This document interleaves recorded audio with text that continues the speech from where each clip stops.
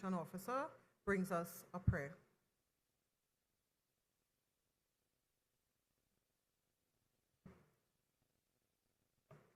Shall we pray?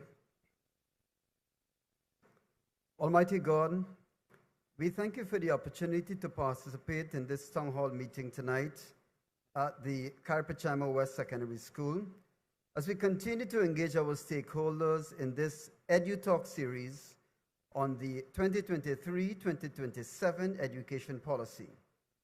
We ask your blessings on everyone in attendance here physically, and also all our citizens listening or watching via the live TTT stream, and those on the MOE social media handles.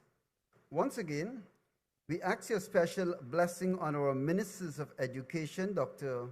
Nian Gaspé-Dolly and Lisa Morris-Julian, members of the MOE executive team, and MOE staff, and all other education stakeholders. We express confidence that the contributions from members of the public tonight will further contribute to the fulfillment of the objectives of the Education Policy 2023-2027. Gracious Father, it is our sincere prayer that everything we do will benefit all the students of Trinidad and Tobago. We thank you. Thank you, Visham. You may have your seats.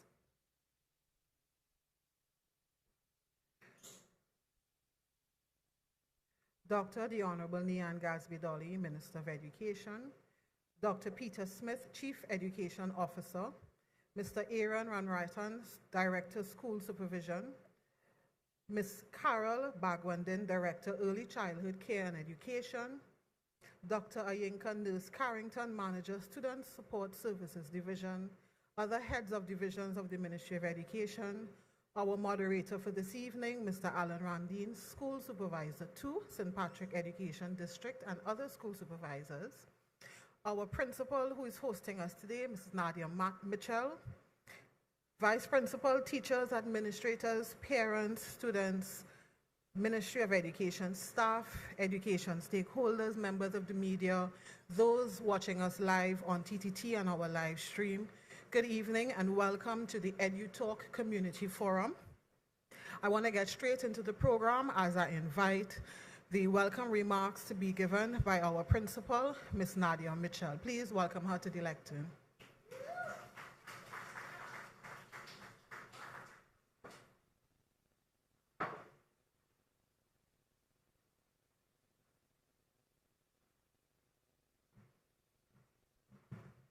Good evening. Dr. the Honorable Nian Gaspé-Dolly, Minister of Education, the Honorable Lisa Morris-Julian, Minister in the Ministry of Education, Dr. Peter Smith, Chief Education Officer, Ministry of Education, Mr. Aaron Ranratan, the Director of School Supervision, Ms. Carol Bagwandin, Director of Early Childhood Care and Education, Dr. Ayinka Nurse Carrington, Manager of the Student Support Services Division, other heads of division of the Ministry of Education, our moderator for this evening, Mr. Alan Ramdeen, School Supervisor to St. Patrick Region, and other school supervisors, my vice principal, teachers, administrators, parents and students, staff of the Ministry of Education, stakeholders in the education system, all of our viewers on TTT, members of the media, ladies and gentlemen, good evening once more. It is our pleasure at this school, our honor, and certainly our privilege to host our esteemed minister and her team at our humble school. We do have work assigned that is acceptable, questionable, and not yet begun, but we strive each day to engage in transformational practices that redound to the good of our students, our parents, and our staff. We have ideas and suggestions moving forward so that we may engage our students in ways that will draw out their creativity, self-confidence, and value to our society. We are committed to working with you, ma'am, in making the scholastic development of our young people modern, relevant, of an excellent quality, and equitable for all. I hope and pray that the conversation we began yesterday and continued today may continue in the days, weeks, and months ahead. I end by quoting something our gracious minister mentioned yesterday at the principals' meeting, which struck a chord with me. The question is, what's our way? And to paraphrase Dr. Eric Williams, if I fail, I jeopardize our nation. Welcome and thank you.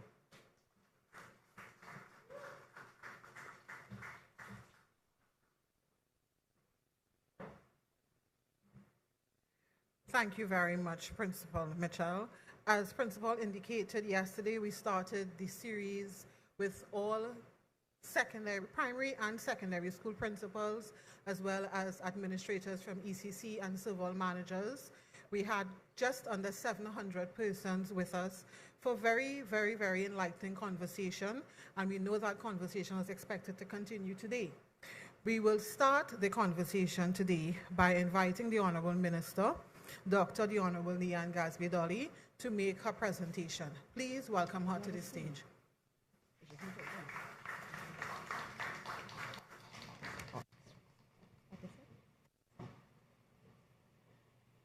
Good evening, everyone. And it's a pleasure to be here at Carapichaima West. Principal, thank you for the lovely conversation we had prior to our start. And thank you for being here with us. Today we are here to discuss, or tonight I should say, we're here to discuss the National Education Policy 2023 to 27. And let me say good night. All our protocols have been observed, but let me say good night to all our viewers who are also with us. So, we are introducing a new policy in education, an updated policy in education. And the first thing that we have to consider is what's our why, which is another way of saying, what's our purpose in education? What are we educating for? What are we hoping to achieve? If we go back to the foundation of our nation, just before we became a nation, the then Prime Minister saw it fit to address the young people of our nation at that time. We were a fledgling nation about to say to the world that we wanted to govern ourselves, and we would be able to do this. And what did Dr. Eric Williams say to the young people of our nation at that time? The nation is on the march. There is no turning back. Your responsibility, and he's speaking here to the young people, is a very heavy one. If you fail, you jeopardize our nation. He said to our young people, I have given to the nation as its watchwords discipline, tolerance, and production. They apply to you, the young people. To your tender and loving hands, the future of this nation is entrusted. On your scholastic development, the salvation of the nation is dependent. You carry the future of Trinidad and Tobago in your school bags. And that was the underpinning of why we educate. So what's our why today in 2023? Every one of us, those of us who are here and listening, every one of us involved in the education sector have one goal. And that goal is to ensure the scholastic development of our young people, thereby securing the future of Trinidad. That is the big that all of us should be seeing. Are you hearing me well? Okay. So that's our why. That's our big picture, to ensure that our young people develop scholastically in a broad sense, and therefore the future of our country is assured. Our greatest educational successes will only be achieved if we are all pulling together in the same direction. And I'm using the analogy of, in a tug of war, you have a team that's pulling against you, and you are using your strength to pull in one direction. You work with that team. And if you've ever been in a tug of war, there are directions given, how to put your hands, how to brace your feet, to be able to make the effort to pull together and have the effect that you want, which is the success in the tug of war. It's the same thing we're doing here. In our education system, we are pulling against the challenges that we will face. And by doing that together, that's the greatest chance of success that we will have. And on our success will lie the success of the nation.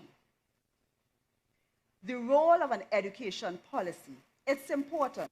And someone asked me that yesterday, why should we have a policy? We need a policy because it tells us what that vision is. It tells us how we are, what we are, and it tells us what we expect to achieve at the end of that. So the policy is a valuable tool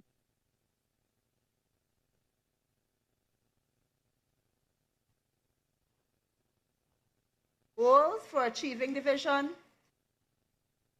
for achieving the goals, and key indicators of success.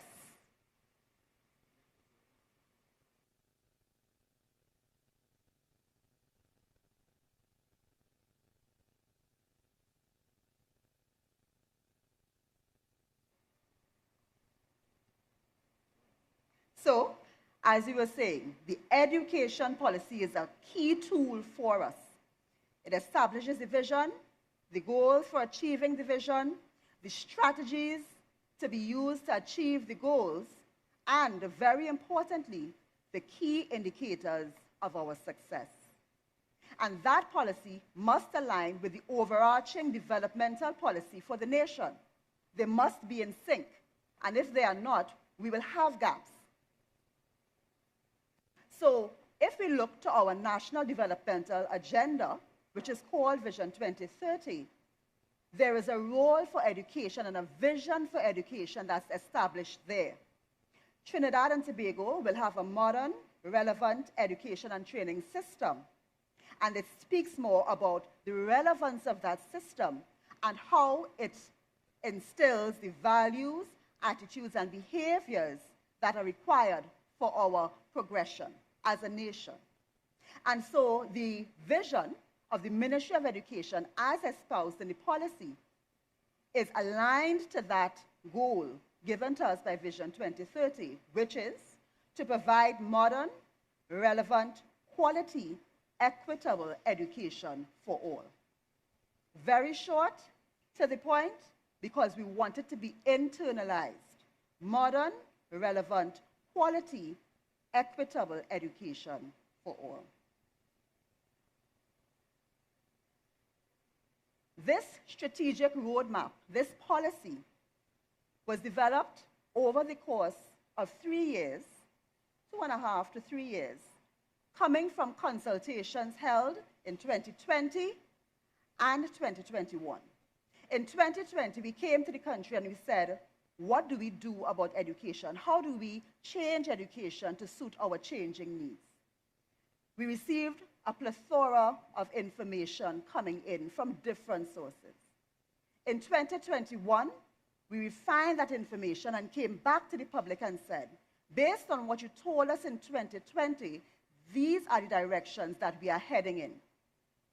And so we refined that, and here we are in 2023 saying, this is the completed version of what started in 2020. This is where we are heading with education. And so we are here now in a conversation with the public that reflects our consultations of 2021 and 2022. 2020 and 2021. So we are covering 8 strategic areas in this policy coming out of our consultations. And these are amendment of the Education Act, human resource development, equity and quality education, curriculum reform, revitalization of TVET, which is technical and vocational education and training, harnessing ICT for digital transformation, and enabling student success. The last one is transitioning learners through the education system. So let's just take a look at what are the goals and the objectives under each of these 8 strategic areas. And of course, we had invited the public to take a look at our website. We do have all of these policies, and I'll come to these sub-policies on our website, so the general public can take a look, can see what we are doing, because the public has to buy in with us to this progression.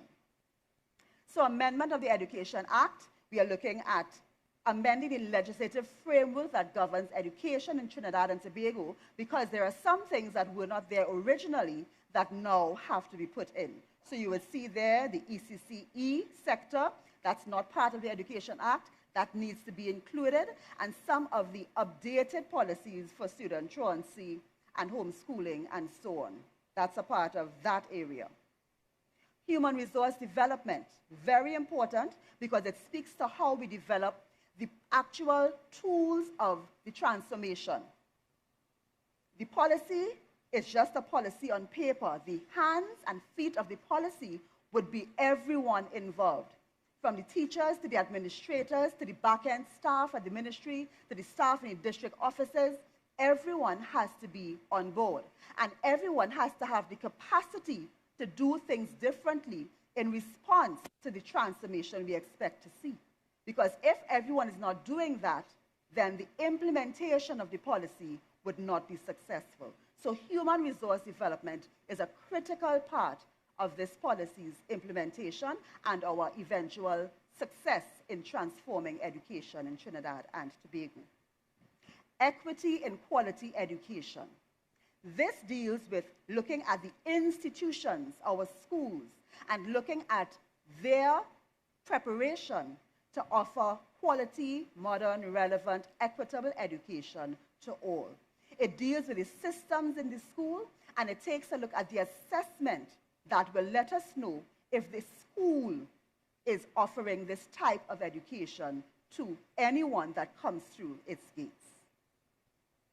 Curriculum reform, a very big area, because many persons are passionate about what our children learn. You see, why are we educating our children? Why are we investing 9 to 10% of our annual budget in education? We are doing that because we want to create citizens that will aid our country's development. So we are not just educating so persons can get a CXC certificate. We are educating so that along with that, they will have the right values, attitudes, behaviors, disposition, discipline, tolerance, productivity that will drive our country forward. So curriculum reform is important because it speaks to what happens and what they learn, what experiences they're exposed to. So this is another large area of the policy that speaks to how we inculcate the values, attitudes, behaviors, how we inculcate patriotism in our students, and how that is effected in the granular level at any particular school on any particular school day.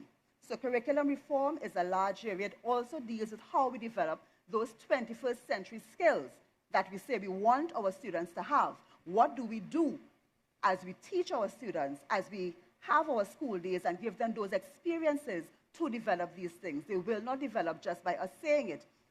This section deals with what we actually do in terms of a classroom. Revitalization of TVET, and that's a big area for us.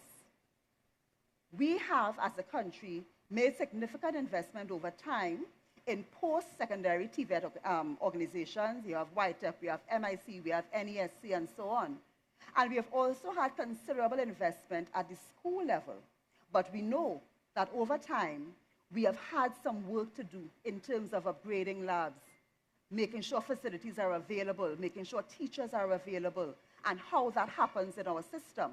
And at this time, there is a need to revitalize TVET in a way that makes students happy to choose TVET as a choice of career. But for them to do that, we have some work to do.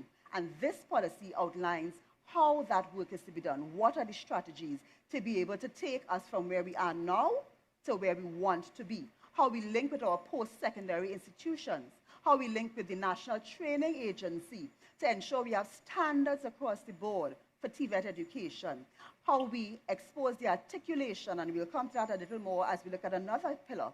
But that's what we're looking at when we speak about revitalization of TVET. Digital transformation, here as a pillar, but cross-cutting in its functionality. COVID would have shown us that we must transform ourselves digitally. Without the ability to do that, we would have been much further behind in the COVID scenario. So this speaks to how we are doing that. And I'm saying how we are doing because even though we are launching this policy in 2023, the national public would know and would have experienced many tenets of the policies that are already in operation. But we are putting it here in the overarching view with the big picture so we see how all the moving parts fit together.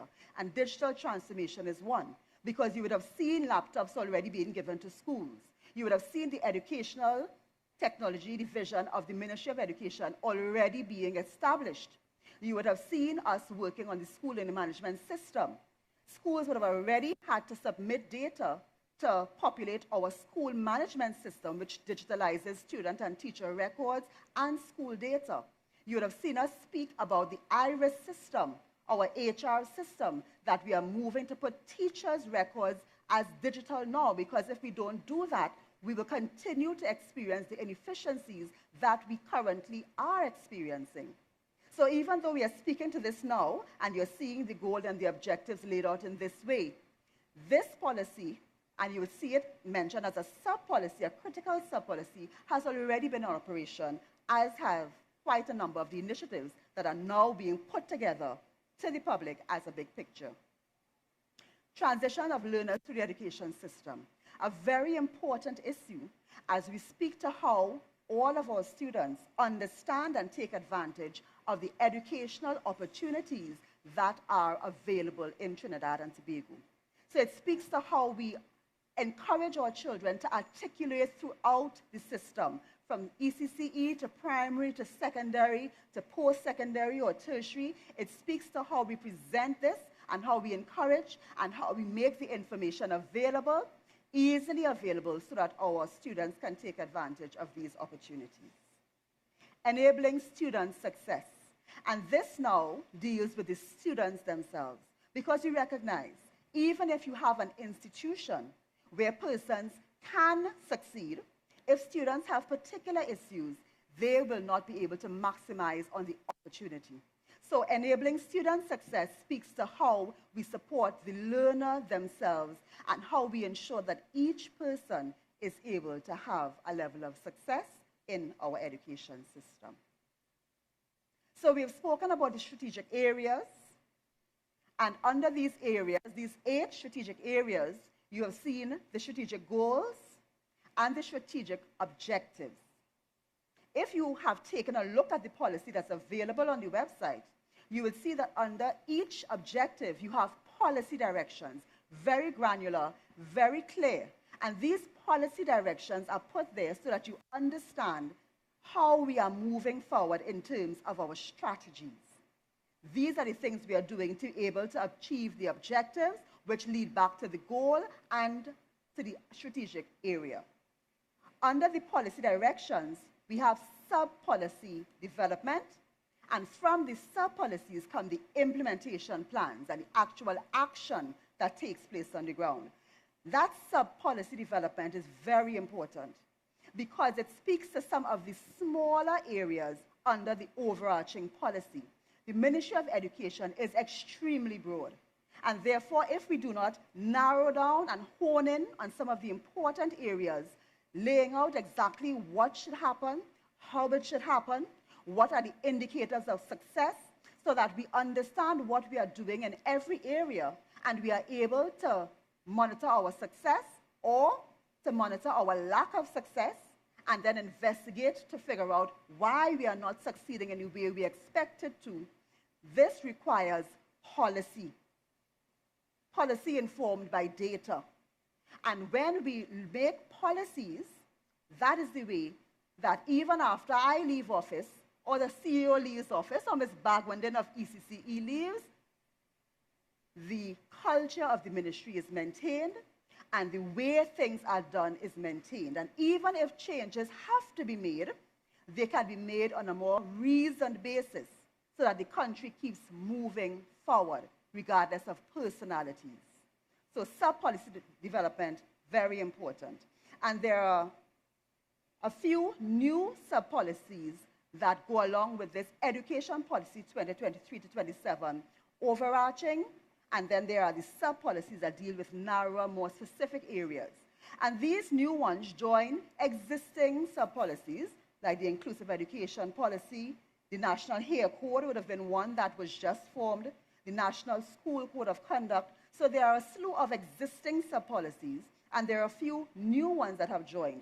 The Cultural Transformation Policy, newest of the lot, the Patriotism Policy, Homeschooling Policy, the Policy for the Registration of Private Schools, Digital Transformation Policy, and the Remedial Education Policy. And as we look at a couple of these very quickly, you would recognize elements that are already in train, already ongoing, because, as I said, this policy is being presented as the overarching policy now. However, elements of this policy that belong to different sub-policies have already been implemented over the time. So the Patriotism sub-policy, the Digital Transformation sub-policy, Remedial Education sub-policy, and the Cultural Transformation through Education sub-policy, these are the ones that will greatly affect the operations of school and the granular details of what happens in a classroom or in a school on any given day, term, or year. So we'll just quickly look at the goals of some of these. The Patriotism sub-policy, that is the one that deals with building self-love and nationalism in our students.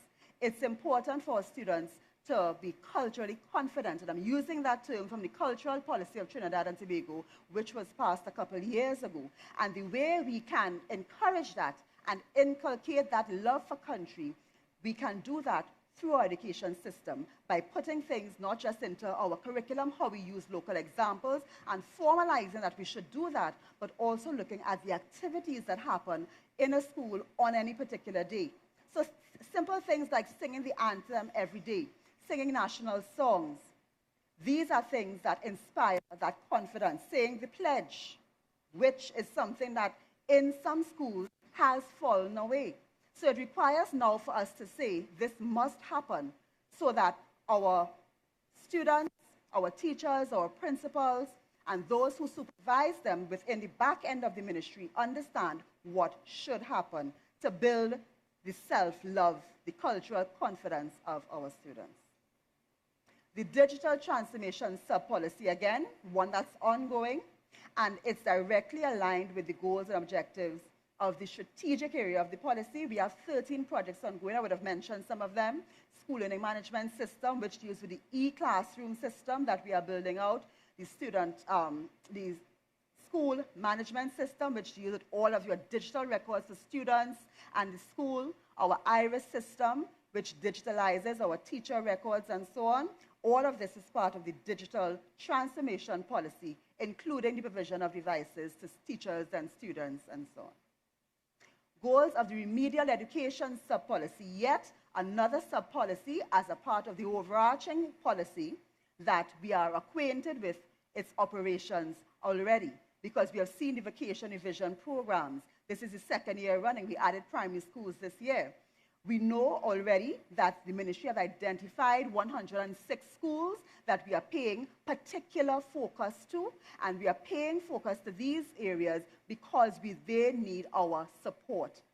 And as a part of the equity in quality education, and as a part of enabling student success, we have identified schools that need the most support, and we are engaged in giving them that support at this time.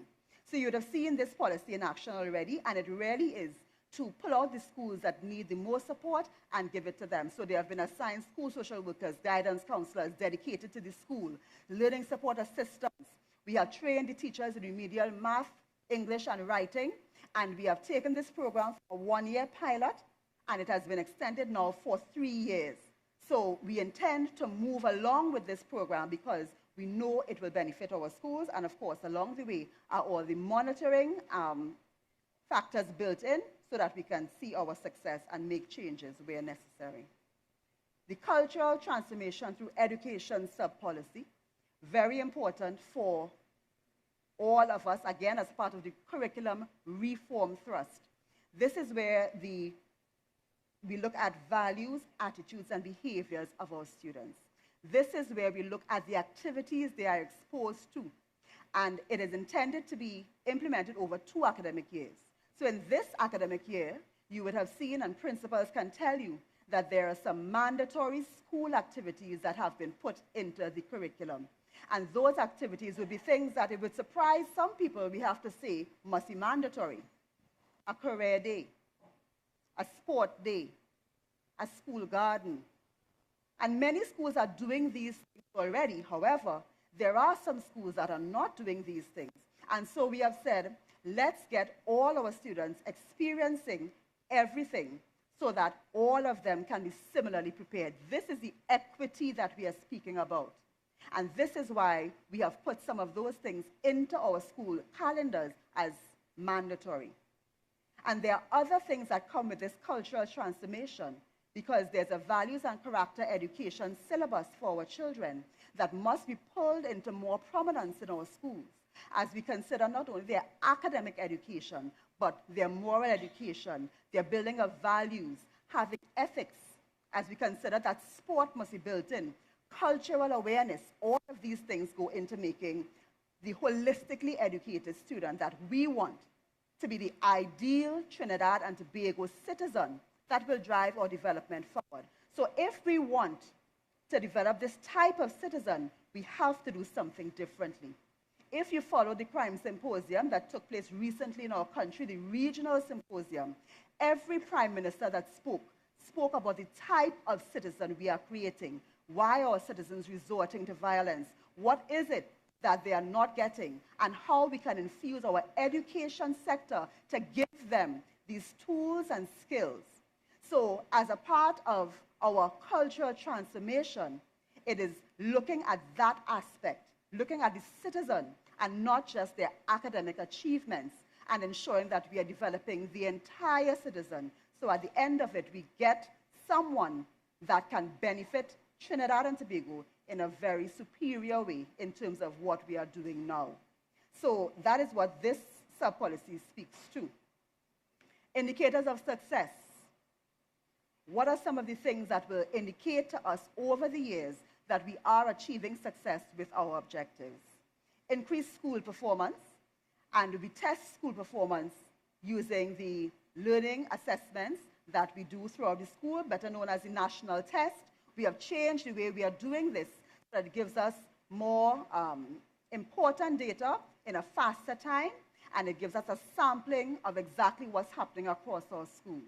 So increased school performance is one of the ways that we measure success. Increased student performance, and we can get that from SEA results, CSEC results, and CAPE results. And we can also know how we're doing in the region, because CXC does that kind of comparison for CSEC and CAPE for us.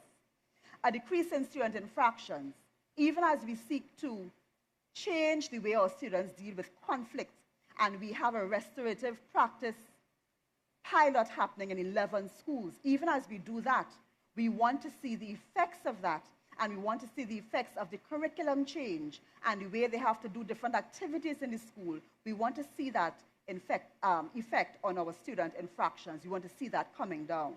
A decrease in student attrition, always an issue across the years.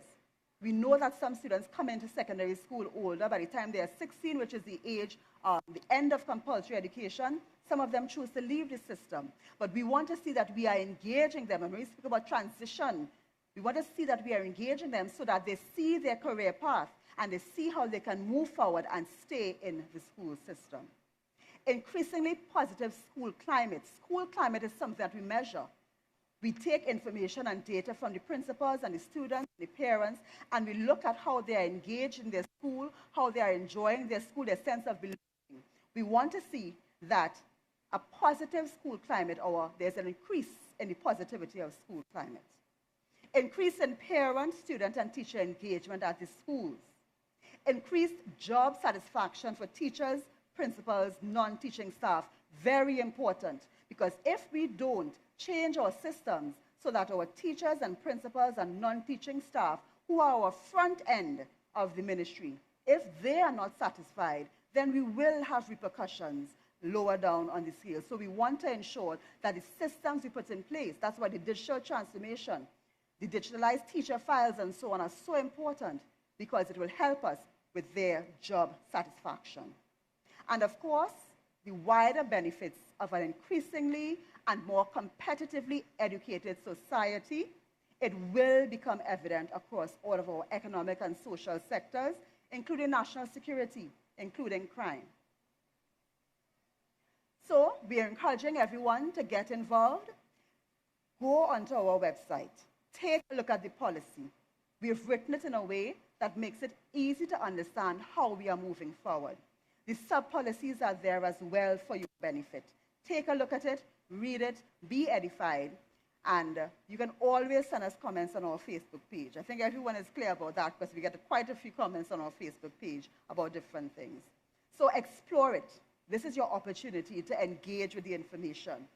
And we want you to engage with us as well. This entire week, we are out speaking about the policies, speaking about the sub-policies, and engaging you so that you will understand what we are doing and buy into it. As parents, citizens, teachers, principals, we want all of our stakeholders to be involved. And stay informed. We're encouraging you to follow the ministry on our Facebook page, our Instagram page, to see what we are doing along the way and to engage with us. Of course, as with everything else, we must face the reality of implementation. This policy is given over years, 2023 to 27. And it is so because it will take time for us to do what is required to be done. Some things have started already, some things are in train, some things are yet to come. So the policy says our intention, it gives our vision, it gives our strategies as we go along the way. And so that is the first thing. Transformation is not an immediate process, and we don't expect it to be. In many cases, it's changing human behavior, and that takes time. So that's the first thing that we have to understand, that this transformation is expected to take place progressively over the course of 5 to 7 years. The other thing is that there are factors that have to go in to be able to get the outcome we expect.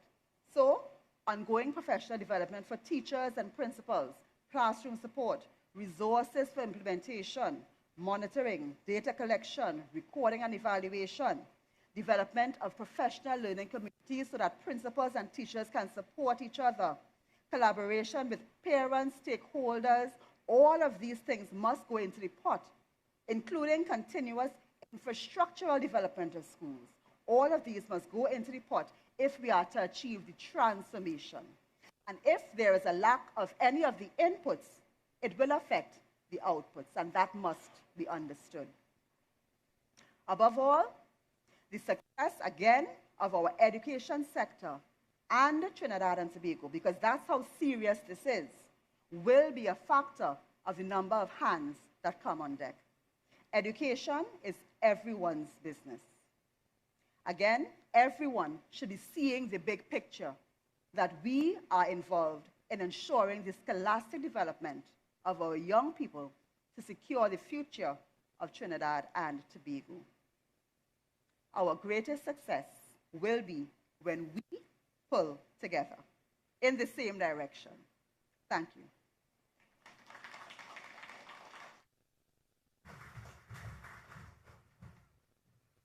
Thank you, Honourable Minister, for that very comprehensive presentation on the Education Policy 2023-2027. I would like to invite the panel on stage. The panel will comprise our Chief Education Officer, Dr. Peter Smith, the Director of School Supervision, Mr. Aaron Ranratan, Ms. Carol Bagwandin, our Director of Early Childhood Care and Education, and Dr. Ayinka Nurse Carrington, Manager, Student Support Services Division. All of these divisions, all the persons represented on the stage, thank you, Minister, they are key to the implementation, they are key to working with all the education stakeholders in the success of the implementation of the education policy. And of course, we will invite our moderator for this afternoon. This is the gentleman who will be fielding your questions. You may have a seat. Who will be fielding your questions? He is Mr. Alan Ramdeen, School Supervisor 2, St. Patrick District. Ladies and gentlemen, we are very, very aware that you have a lot of issues that you would like to raise. The communications department manages the Facebook page, and I share very often with Minister and all the heads here the issues that we face. One of the things we have done this afternoon to get the issues down on paper for those who don't reach us on our Facebook page is that we have set up a table to the back. So we've had issues related to school transfers, certificates. We know the big one is infrastructure. Ladies and gentlemen, we have provided an opportunity for you to literally write down, and we will take it back for those of you who are not able to get through to the ministry directly to address those issues on a one-on-one basis, whether they are HR issues or otherwise. Mr. Ramdeen is going to be moderating the conversation in and around the education policy. Of course, there are issues that will be aligned to that, but we ask you as much as possible to raise issues, raise questions, raise recommendations based on the presentation that was made this afternoon. And for those who have not gotten the opportunity to go online and read the policy, it is there on the ministry's website, and through corporate communications, we'll be breaking it down over the next couple of weeks on our social media page. So I now hand over to Mr. Alan Ramdeen, who will start the conversation with the panel. Thank you very much, Ms. Simmons. Good afternoon to everyone. Good afternoon to the panel. I'm sure that you're excited because you are here, having read the policy, having heard what the minister had to say. I'm sure you have questions. I'm sure that you have concerns. I'm sure that you want some clarity where it has not been that clear to you. And then, of course, you may want to give your suggestions to the minister and the panel that can inform the policy moving on. But before we get to your questions, I have one question to you, Minister, if you permit me, Honorable Minister. Why now? Why do we need a new education policy at this point in time? I think COVID-19 introduced into the education landscape, the national landscape, but certainly the education landscape, the imperatives for things to be done differently. And it exposed to us also some of the things that may not have been going so well in our system that need to be confronted and addressed. So this policy comes on the heel of the previous education policy, which would have been up to 2022. However, even in that time, because of COVID-19, things changed quite a bit. So the way we do things has to be adjusted, and our goals now have to be adjusted because our eyes are open. Before COVID, nobody thought COVID could ever happen. But now we've understood what could happen, and therefore it is important for us to consider our way forward. And the best way to do that would be to revise our policy to ensure that the systems, the strategies, the vision is clear to everyone as we transform. Right, and I'm glad you're saying that our eyes are now open because, you know, we had guidelines that helped us in the past. Yeah. And COVID certainly showed us that we need to take a different direction, a different hold on things. And this policy seeks, by the various sub-policies that you have identified, to address a wide range of things that will help us to get where we need to be. Right, thank you. So I would take the first question from anyone, and I'm just again asking you to remain on point and to the topic for this evening. And if you can identify yourself as well when you do.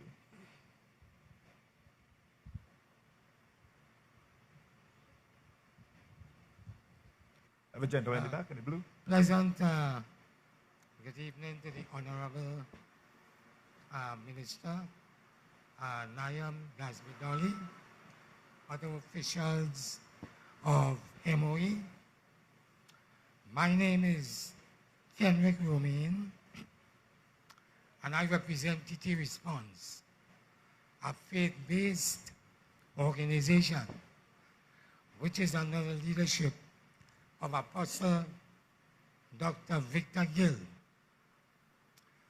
We believe that this new education policy, in accordance with its strategic goal of equity in quality education, is intended primarily to introduce comprehensive sexuality education in our schools. The government is obligated towards this end because it signed off on the following UN agreements: Sustainable Development Goals 2030, International Technical Guidance on Sexuality Education, and Sexuality and Reproductive Health and Rights. It is within this context, on behalf of TT Response, that I would like to make a brief statement on comprehensive sexuality education. Right, so sir, just 1 second. And I'm glad that you say it's a brief statement, because remember we have other persons who would like to ask questions, and I'd want to get to those questions. Yeah, very brief. I understand the topic and the significance of it, so can we be as brief as possible? Yeah, very brief. So I will refer to comprehensive sexuality education as CSE. According to the two documents I mentioned, two of the three agreements I mentioned a little while ago, UN International Technical Guidance on Sexuality Education, Sexual and Reproductive Health and Rights. CSE is designed to teach children before the age of 5 up to the age of 18 that the following immoral, harmful, sexual behaviors and practices are normal, natural, and acceptable, and that they are based on their human rights. This is what is agreements which our government has signed these agreements. Right, so can I get to the question itself? This is a statement I'm making, so I'm going to finish now. Okay. All right, so these are the behaviors that CSC teaches children that are normal: same-sex relationships, pornography, pedophilia, prostitution, abortion, promiscuity, fornication, adultery, masturbation, lustful thoughts, oral and anal sex, as well as sex change, drug treatment, and surgery. Multiple studies have shown that these sexual behaviors are detrimental to the physical, emotional, mental, and spiritual well-being of children, as well as the welfare of society as a whole. For these reasons, TT Response is proposing the following measures for consideration by MOE. CSE should not be taught in our schools period. MOE should focus greater attention on ensuring our children in all schools are taught through religious instruction classes, fundamental and unchanging truths and principles from the teachings of the Bible about God, marriage, family, gender, sex and sexuality, and moral values. And 3, MOE should completely delegate the responsibility for religious instructions in the schools to faith-based organizations. Thank you. Right, so sir, what I would ask you to do as well is if you can pass that document to the desk where we have the comments and so on, so it can be go through in more detail and so on. And sir, would you? I'd like to ask What was the name, sorry? Mr. Romain? Mr. Romain, have you had a chance to look at the policy? And can you identify in any of the strategic areas or the goals or objectives any area that deals with CSE?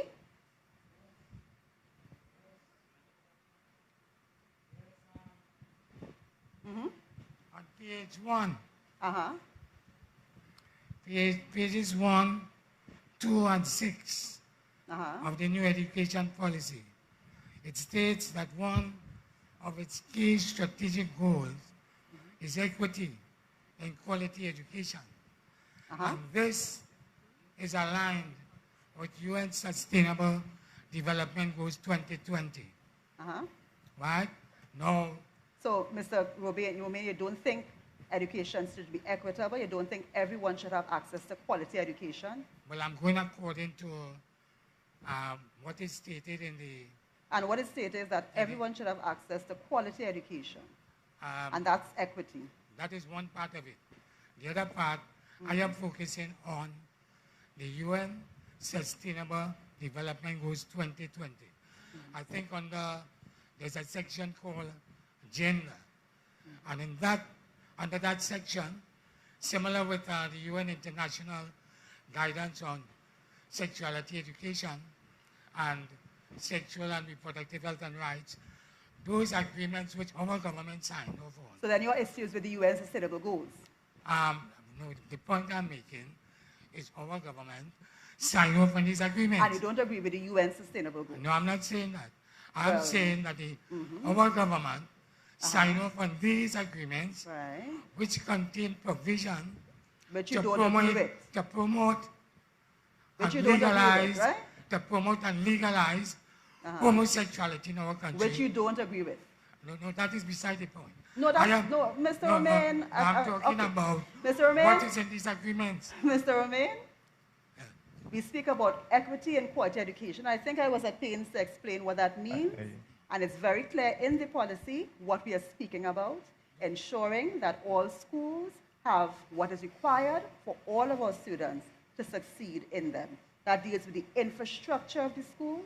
It deals with ensuring our teachers are well trained. It deals with ensuring that we have school social workers to assist with social issues, guidance counselors, and so on. It has nothing to do with the comprehensive sexual education. So I just want you to know, I think we have been asked you to give your document across to the desk, and I want you to know, and I'm saying to you, that the equity and quality education deals with our school infrastructure, our teachers, and so on, making sure that our institutions are available to teach our children. So I want to thank you for your contribution and assure you that it does not deal with comprehensive sexuality education. Just before Thank I take you. my seat, what I'm All right, saying... Mr. Romain, Mr. Romain, we need to give other persons an opportunity. And again, that particular conversation drives me to the point that the minister is identifying. We really need to read the policy and understand the direction that we are taking. Because there are other things that might have happened, we do not make the assumption that some of that will translate into the education policy right away. So I think the policy needs to be read, understood, and clarity needs to be a great part of us moving on. I think you had your hand up just a half second before, gentlemen, and so I'll give you, and then I'll come to you, sir. President, good day to the panel. My name is Marlon Anderson. I'm the president of the PTA for Shogona South Secondary School. So I just wanted to ask, you mentioned 106 schools was earmarked to do certain things. If my school is on that list, that is one. And you mentioned about the sports and thing, right? What happened in our school, we have a big field to the back of the school. I've been trying to get the boys and they come to grade down the school, so even under the policy, we take up to 2027. My teachers and them we are self-sufficient. Yeah, we are self-sufficient. If we get the ground fixed, we can do our fundraisers and get certain things done in the school and whatnot. So that's my main issue, so that even though you are putting a policy in place, we could be doing things in the school with the children as well. Okay. That's it. Thank you. Shogona South is a part. We have 80 primary schools, 26 secondary schools. Shogona South is one of them. And so what we have done is to address some of the most critical areas first in terms of fixing classrooms, labs, and so on.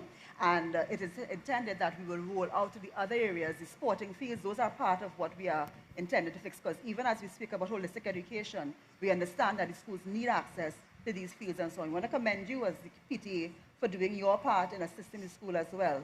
And let me just say that apart from the 106 that we are starting with, because in looking at the categories to choose those schools, we chose those that really needed our attention the most. But it's not the intention to just stick with those. It is to go with those first, and then we roll out to other schools. So if there are other schools that know that they need that level of attention as well, we are coming there, but we have to start somewhere, and we started with those that needed it the most. Right. So before I get to your question, I just want to build on that point and probably discussion more for the DSS. So we've had the 106 schools, 26 secondary and 80 primary schools over the last year on this program. And based on what the minister is saying, have we seen the level of success based on the investment that we have made into this program that we can say things are working in the direction that's outlined in the education policy? The general answer to that will be yes, in the context that since we started this and we have selected these schools, we would have had a serious level of monitoring through our district leadership team. What is our district leadership team? The district leadership team, we have them in each educational district, and they comprise of school supervision, school supervisors, our curriculum officers, and officers from our student support services division. That forms a strong collaboration. And together, they would monitor these schools and the successes of these schools. We have seen growth with regards to students' academic improvement. It's not at the level we want them to be at yet, but we have seen the incremental step towards that positive trend. Also with regards to students in discipline. And in supporting all of that would be the level of training and support to both principals and teachers in carrying out the everyday curriculum delivery and the overall management of school operations. So it is that collaboration, that level of support, and we are seeing the fruits bearing, and we continue to build on that based on our new 2023 to 2027 education policy, our remediation program, and even at the primary level, we are also looking at students who would be entering into the secondary school system to have students who are more equipped and who would be able to manage at the secondary level. So the number of under 30%ers, we would have seen a big improvement from 2022 to 2023, almost reduced by 50%. So we are moving towards that direction, and we are seeing the signs of that level of positive growth. Right. So I really asked that question to let you know that the initiatives are working. They might not have gotten to the point where you are asking it yet, but we are on that path to get to you eventually the specifics that you are asking for. So that the program is working. Right? It's just that we are probably not where you want us to be as yet, but we are getting there. Yes, sir.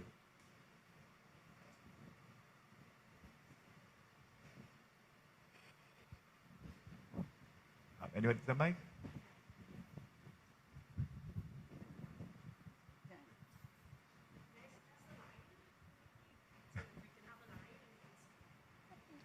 No, once you indicate, I should be able to see. I don't want you standing up for too long, but go ahead, sir. Okay.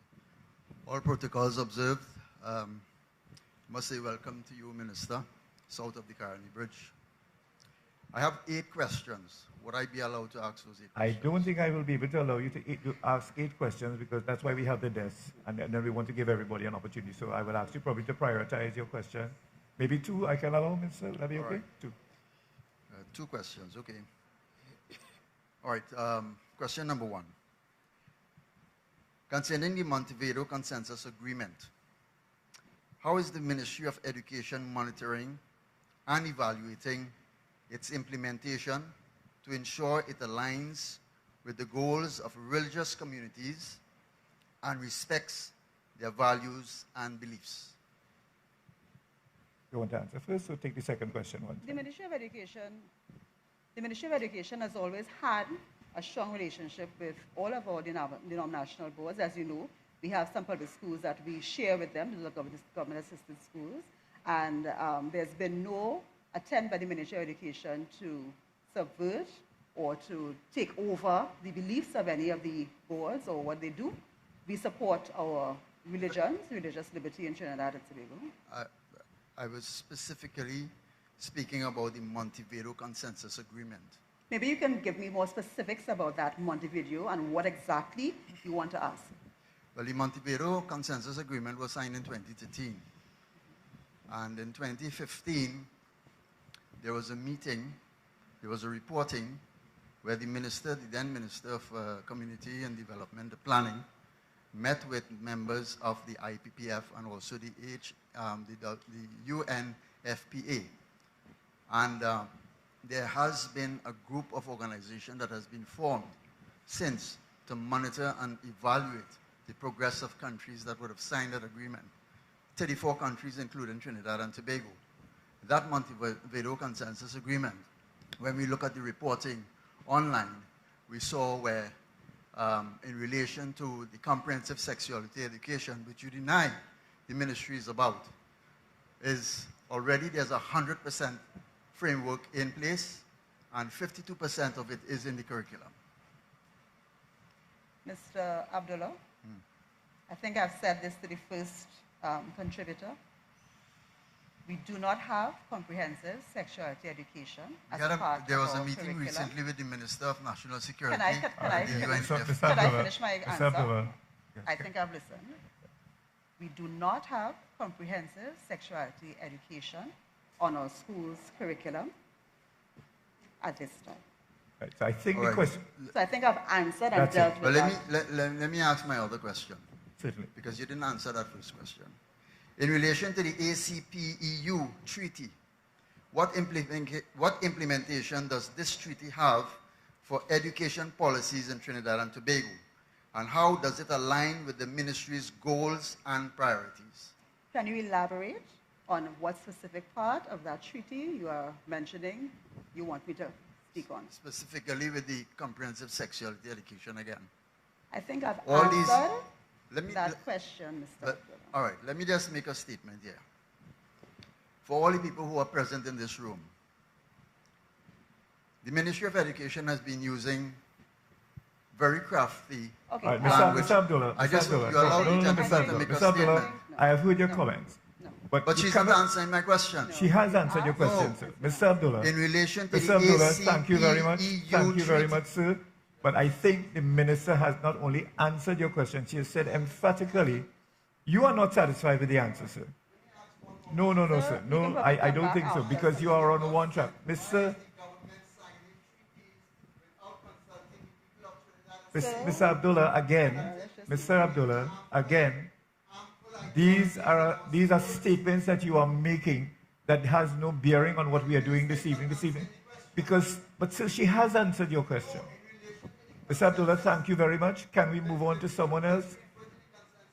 Mr. Abdullah, that's the answer, sir.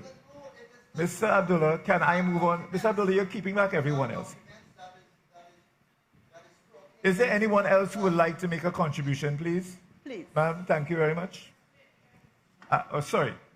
Can I have just one? I know she had her hand up before, and that's why she wanted to form a line. So I wouldn't want to deny, and then I'll come to you. Yes, sorry. Go ahead. Hi, good night to everyone on the panel and to everyone listening online and physically. The first slide, Minister, you spoke about the big why, the big picture, and you used the term scholastic development. You then went on later on in your presentation and you spoke under curriculum reform about patriotism, values, under cultural transformation. You spoke about you used the term holistic development. Then, of course, you ended your presentation coming back to the big picture being scholastic development.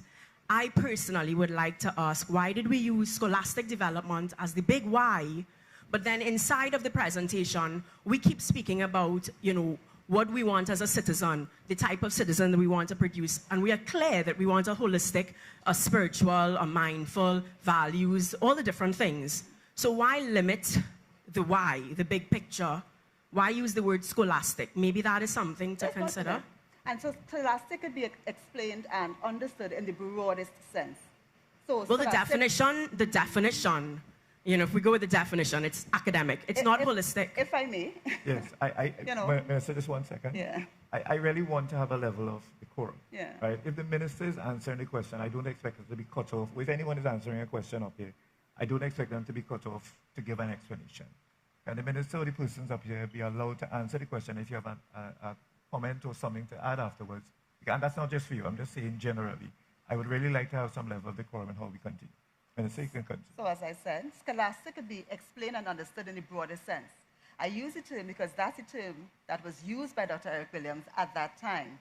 At this time, we understand scholastic to be broader than that. And that's why we bring in the terms holistic, and we bring in the terms, that's kind of to broaden that. So if you don't like the use of the term for the big Y, you can certainly change it to holistic for you. And that's what it's about. You're asking for my buy-in. You're asking for my consultation. You're asking for my feedback. I've given it to you. And then the response is, if you don't like it, well, just use your own. No, that's why we don't attend, because it's disrespectful.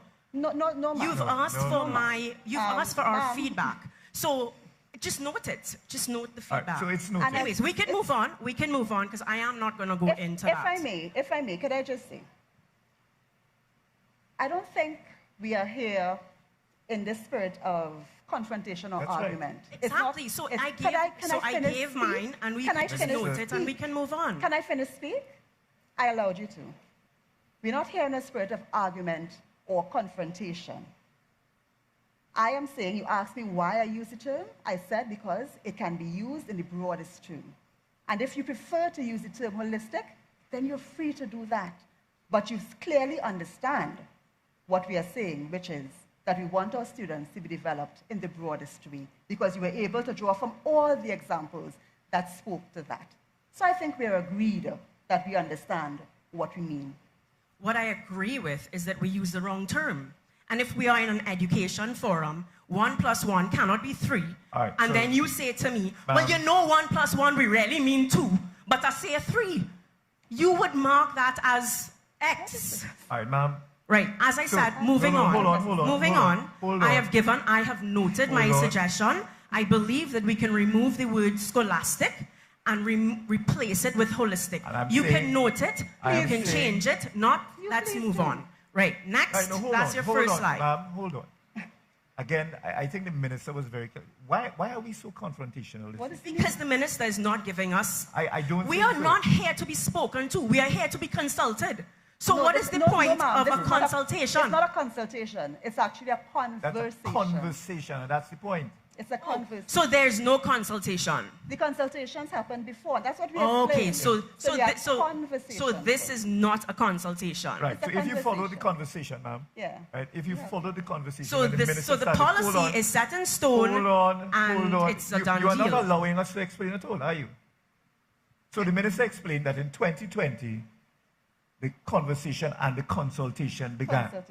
And then based on that, was it 2021 or 2021? 21, we had our second further consultation. And I know, because I had participated in those consultations in 2 capacities, along with the Ministry of Education and 1 other capacity, sorry, sir, where I opposed the ministry because of another position that I held, right? And I saw some of the suggestions that I would have made then come into being into the documents later on. So that there was consultation. We have moved past the consultation phase, and what we are trying to do is to roll this out for persons to understand. Now, I come back to the word that you used. The minister is explaining that we are talking about a holistic, it's still holistic, even though the word might not be used, it is about trying to tap into every aspect of the child's being and ability. So the word scholastic does not sit with you, fine. But I am saying that give it in a suggestion. Who knows, maybe in the final rollout of the document that word might change, because we are hearing what you're saying. It's not actually in the policy either, so it's a moot point. Right, so you had a second question I want to get to the young lady across there. Sure. The homeschooling policy, I want to discuss that in particular. Who forms the committee that grants the approval? I noticed that you use the word standardize inside of the homeschooling policy. Standardize and homeschool do not go together. And if we go with the definition at 6.1, you start with, it varies from a child being allowed to learn experimentally Then you go on to homeschooling, therefore, is a process whereby a child is engaged in structured learning activities. Again, the first line contradicts the last line. So I think the homeschooling policy needs some revamping, but I would definitely be interested, seeing that this is not a consultation and the policies are now set and we're just being asked to, understand it. Who forms the committee that grants the approval? CEO, you want to take this one? Okay, so good evening, everyone. It is a committee that will comprise persons from the various divisions of the Ministry of Education who would look and see what is being recommended. Now, we must bear in mind, if I can just move quickly beyond the committee, between 5 to 16 is compulsory education. And there is a need for us, there is a need for the ministry to monitor to a certain extent what transpires with regard to homeschooling. Currently, we even have before us now parents who would have embarked upon the exercise and are now asking for their children to be reintroduced into the system. I'm equally passionate like you, if you want, because I also practice homeschooling up to the level of university. So I know about the pros and the cons, and it's an area that we really need to approach with a certain level of sensitivity, because in trying to help our students, our children, we can also harm the educative process. Homeschooling in Trinidad and Tobago has been going on for the past 40 plus years. And we have never had a policy that talks about subjecting ourselves to standardized testing and whatnot and whatnot. Does the Education Act, is the Constitution, are we planning to change any of this for this policy? Because I can state categorically this is against the Constitution. In fact, in the Education Act, it does make mention of homeschooling, giving the prerogative to the Minister of Education to ensure that that is carried out properly. Right, so I just want to add something here. Homeschooling, of course, increased dramatically during the COVID period. And there needed to be a policy to guide how we do homeschooling overall. That's what Dr. Smith is talking about. So that there are guidelines now that help us to understand what is expected. Of course, I think this goes to the entire education policy. I know some people are under the impression it's cast in stone. But as the policy is ruled out, Minister, I'm asking you this, as the policy is ruled out, we will discover certain things. And that's why it's a conversation at this time, because the consultative process gave rise to the policy. Now we are bringing the policy to the public saying, this is what arose from it. This is what we are doing. That conversation does not exclude persons having recommendations about things that we may need to look at again. However, it is not a consultation because we have a finished product that is now being presented to the public. And as this product is ruled out, so is it law? Is it law or is it not? So for example, I've been homeschooling my child. She's nearly 14 years old. Since she's 5 years old, I do not intend to send any letter to the Ministry of Education to tell them that I am homeschooling. I do not intend to be subjected to any standardized test or any of it.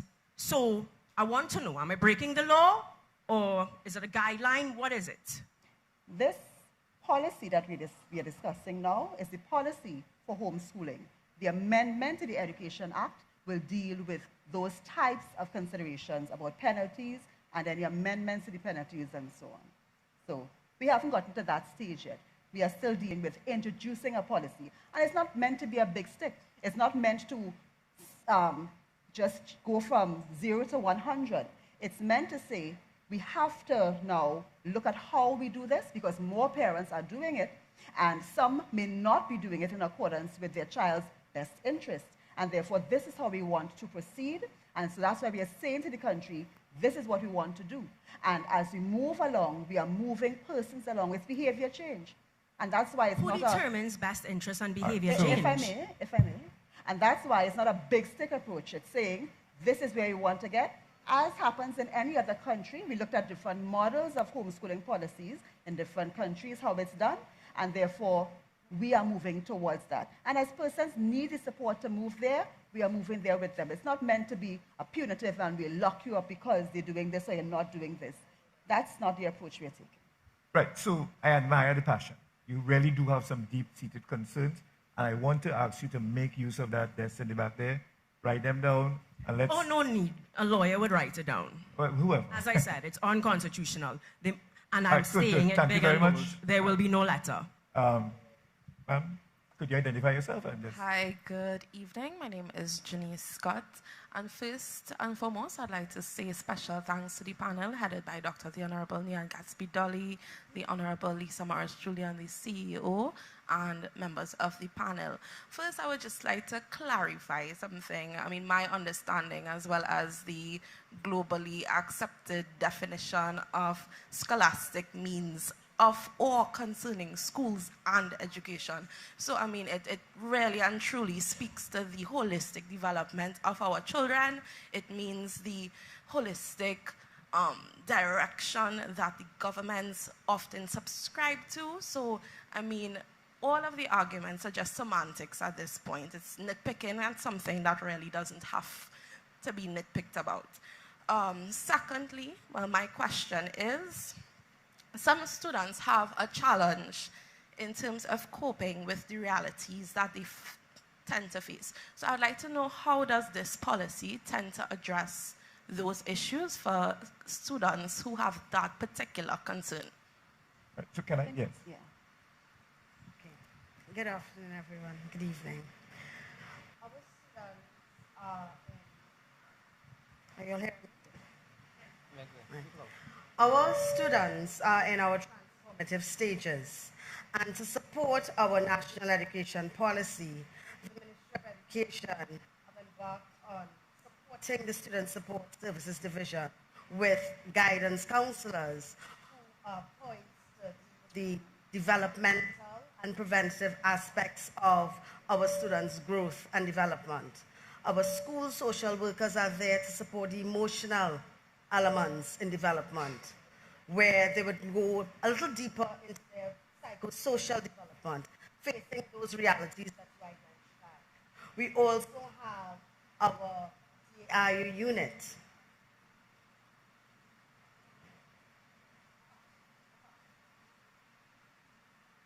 Let's take a break for technology. Let me just... Thank you very much. Hello? You all are hearing?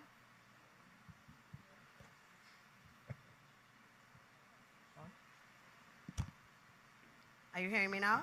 Yeah. Good. So we also have our psychologists who are there to support those deep-seated needs of our students.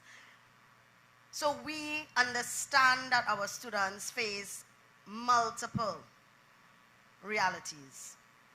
And the Student Support Services Division with its staff are there to continue that support, to help our students go through the different experiences as they journey through their educational life. So we are preparing our students holistically, and we do it in a transformative manner, and also in the manner of empowerment and helping them to understand the realities of today.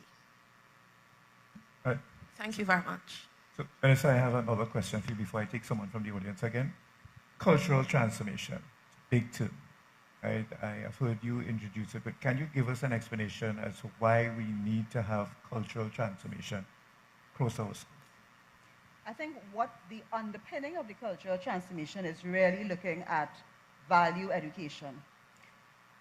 A lot of times we focus on the academic, and once our children are doing well in school and bringing home good grades, sometimes that's enough for parents.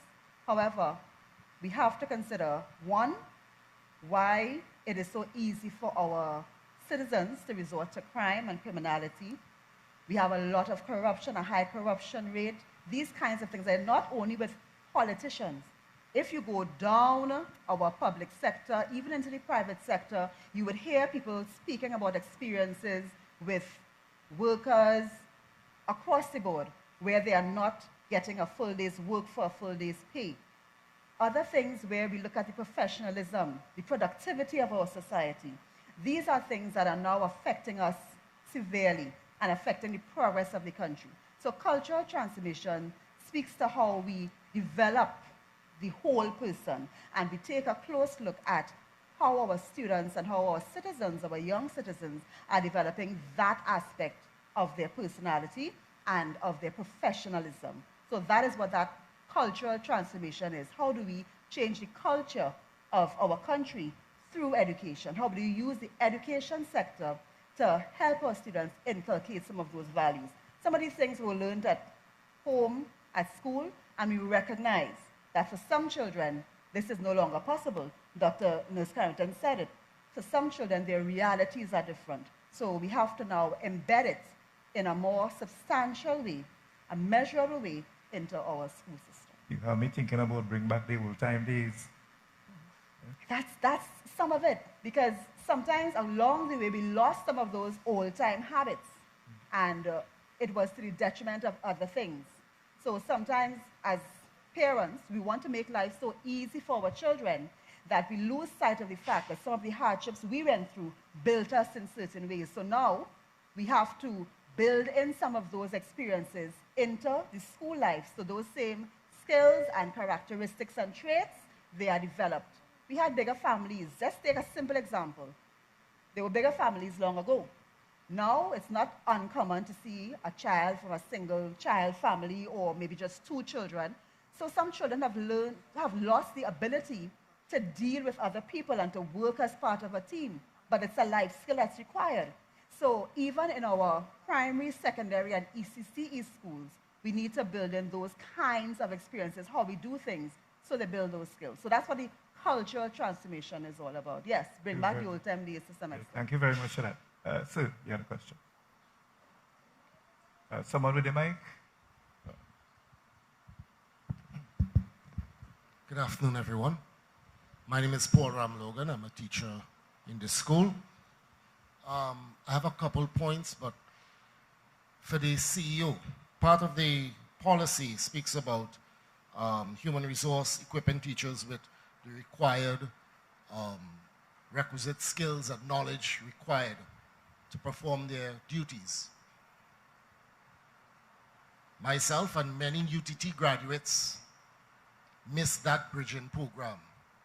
And that means that I would be stuck at a T1 until I can be able to access the bridging program to be moved up to a T3.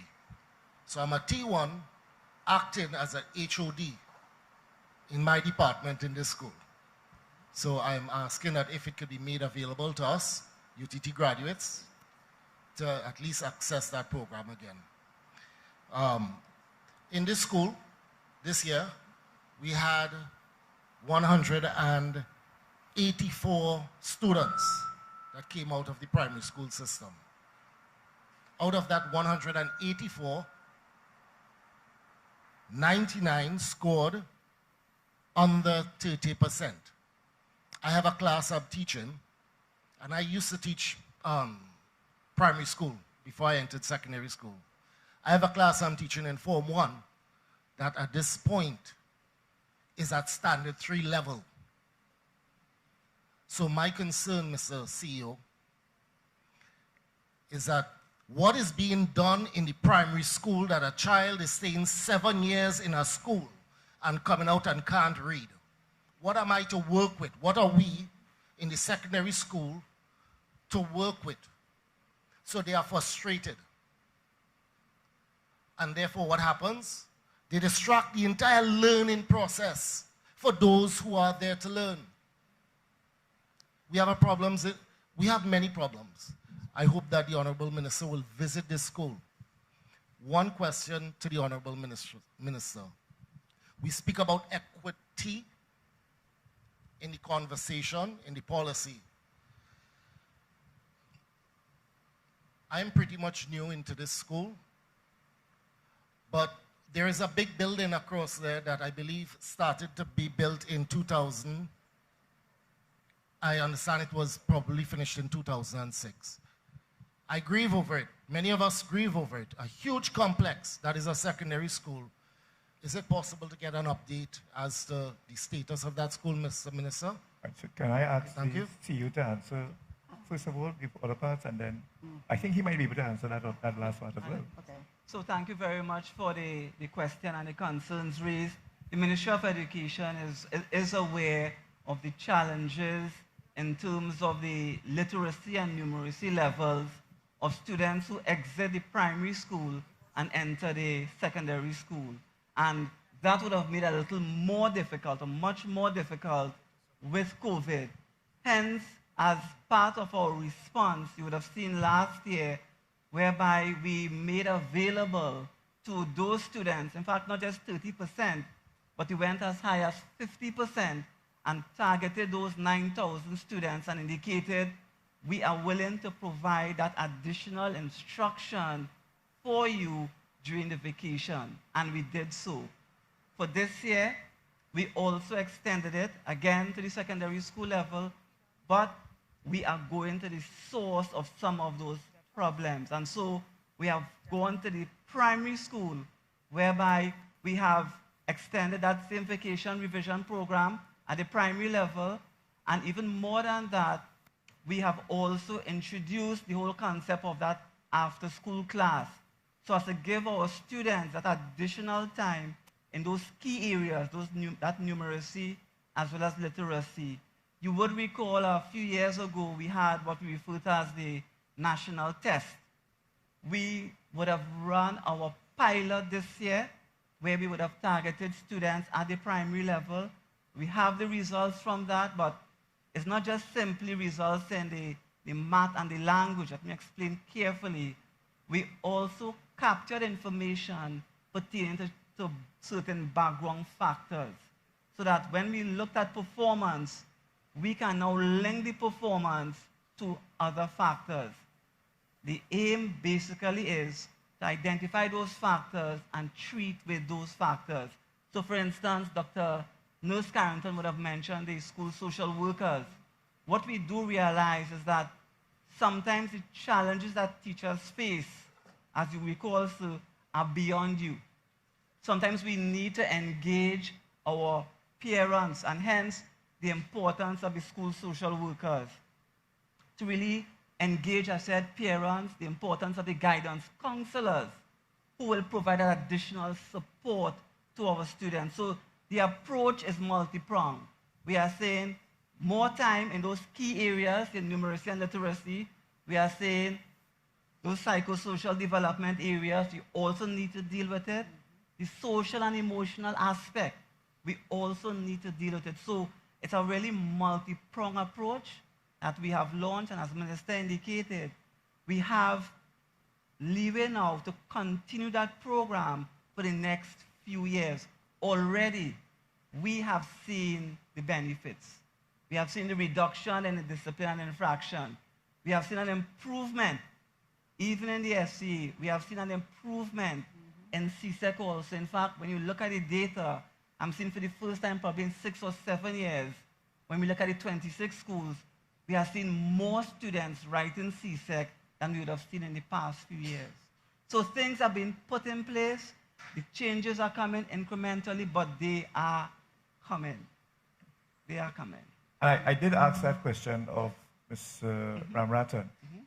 How has that 106 schools benefited?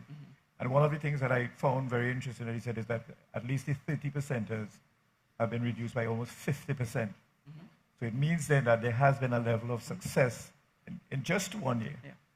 But as we read the policy, the whole idea of tackling some of these issues at the root level from as early as preschool is being rolled out as well.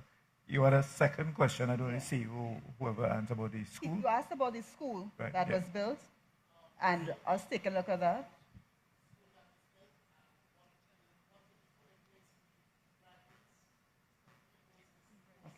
Oh, right. The first Those part, two issues we'll have to take a look at. I would have to see the specific issue with the school. It was finished in 2006, you said? No, it was one of the schools that was started later on.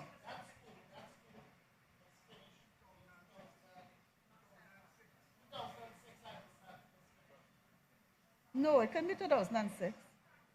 around 2008 or 9. Yeah. That is 2000, around 2010.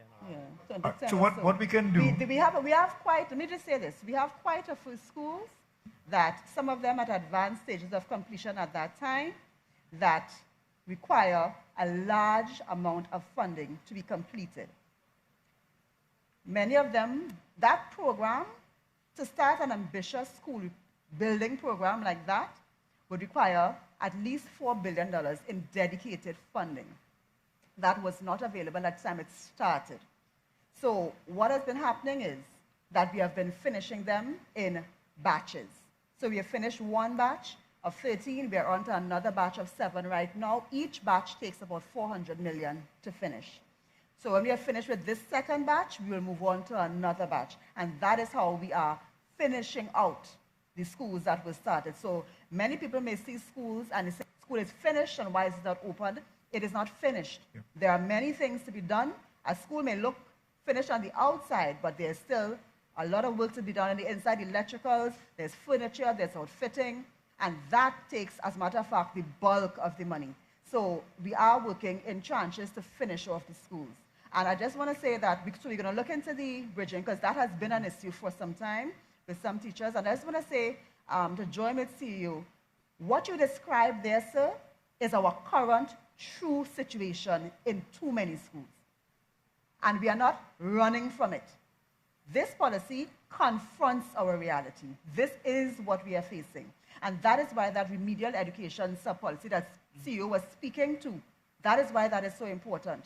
So it deals with the social aspect. It deals with training of teachers in remedial writing and so on. It also speaks to the change of the primary school leaving program and us insisting in Form 1 and 2 that in these schools, we bring our students up to that level of literacy so that they have at least that. Because we also realize that the attrition is a spin-off of the frustration, and we want to keep them there. So just saying with you, that's exactly what we are doing to face that reality. Thank you, Minister. Just one question again before I take one from the crowd. Of course, it's a burning question throughout the country. Everybody is concerned about crime. And in our schools, we would have noted the level of violence and so on that are coming out of our schools. How does this education policy treat with that aspect? Again, as part of the remedial education policy, sub-policy, we have started the restorative practices in 11 schools. It's a pilot, 11 of those 26 schools. It's a pilot because we want to increase it. So we have now brought on some staff that will be in those schools, helping our students to deal with conflict differently. And that is, we are giving them tools. Some of them, based on their background, based on some of the things they've experienced in life, they can't process conflict in a positive way. And it leads to what we see. So we have started that in 11 schools, and maybe Dr. Nurse Carrington can give us a little more insight into that. So from May to about July of this year, we trained over 400 persons in restorative practices. And we trained from the principal, our school supervisors, our teachers, guidance counselors, school social workers, our diagnostic specialists. We even trained our school safety officers and our students, 110 students who also trained. And in restorative practices is a concept that we are going to use. It's life-changing. It's about changing your life. It's about changing your thinking. It's transformative. It deals with empowerment. It deals with building of confidence in our students, repairing harm in our schools. We feel the frustration in the schools, in the classes. If the student is frustrated, they are unable to assimilate the education that is being taught to them in the classroom. So we are helping them to deal with their emotions. We are helping them to understand and how to manage conflict. We are helping them to understand accountability.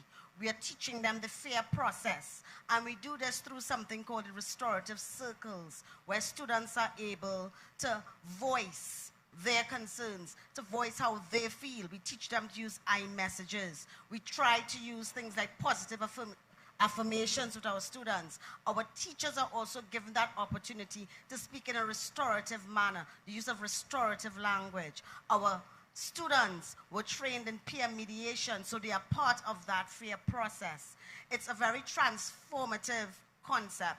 It is used widely in the criminal justice system as restorative justice, but under the school system, it's called restorative practices, and it's about building community. And the school is part of that community. All students are part of that community, and it teaches us to accept responsibility. So when you suspend a child, they're happy to go home, they get suspended. But under the restorative model, they understand my action, who did it hurt? It hurt my mother. Yes, I fought, but my mother now is feeling bad. My father is feeling bad. My classmates are feeling bad. So it makes them reflect, and the reflective process is very important because some students, they don't get time to reflect when they get into an infraction. It's only after we get them to sit down and say, what were you thinking when you did that? And what we recognize is that students are now talking and we are listening. After this initial phase, I'm sure many schools are just waiting for this to be rolled out in their schools as well, because it's a very positive way of treating with matters and so on. I think you had a question, sir? There's somebody in the back. There's somebody in the back. Oh, sorry. Go ahead, please. Go ahead. Pleasant night, Madam Minister, panel, fellow participants. I am Gerard Assing, Vice President of the PTA of this school.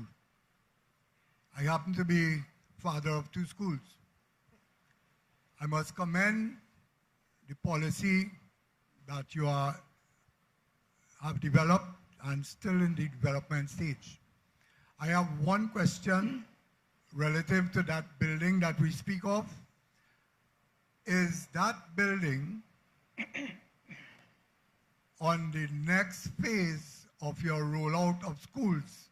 Because as far as I understand, that building is there 17 years. There are people who are parents of this school who were students whilst it was built and prior to. That, Madam Minister, is not nice for our children who are sitting here as children, hear their mother saying and the father saying, I know when that was building. I'm a grandfather as well. And I know when that was building. I was police. So, Madam Minister, before I go on to my other summary, I want to ask, is this school building part of that program to be handed over in the near future? Because we as a PTA has committed ourselves to make it happen. We would like our present Form 5 to be graduated at that facilities, ma'am. Could you shed light?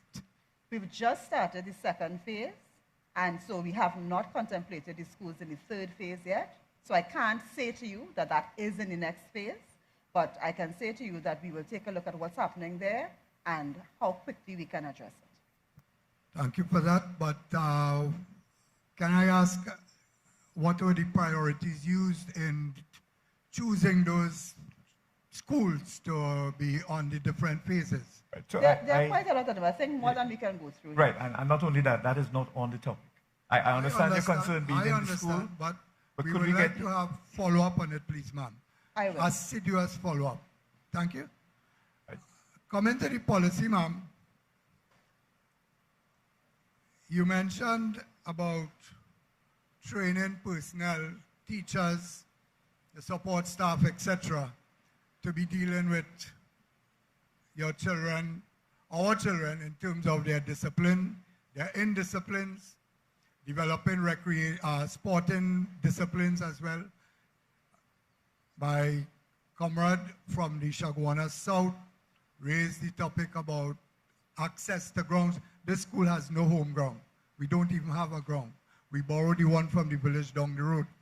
And alongside that, they have to be transporting and digging in pockets, raising funds to transport the children to practice and to go play games. And ma'am, I think they need that support because this school has achieved success in the sporting arena. Cricket, football, you name it, the girls as well. And it tells us that sport is an integral part of the learning process of our children, Not only has it been done in the past in my time, it has waned in the present, and I would like to see it go forward in the future. Please.